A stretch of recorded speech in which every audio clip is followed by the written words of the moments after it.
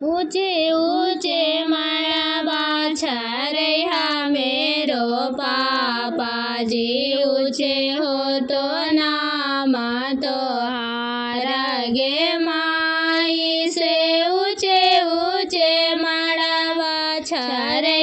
मेरो पापा जी ऊंचे हो तो नाम तो हारा गे माई से पहले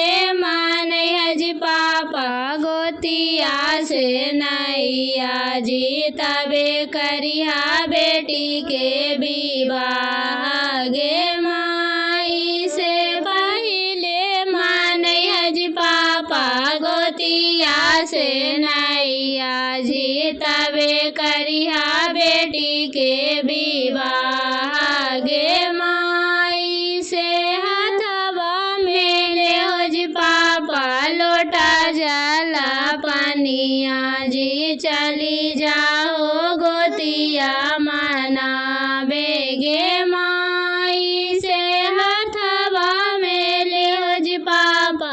लोटा जाला पनिया जी चली जा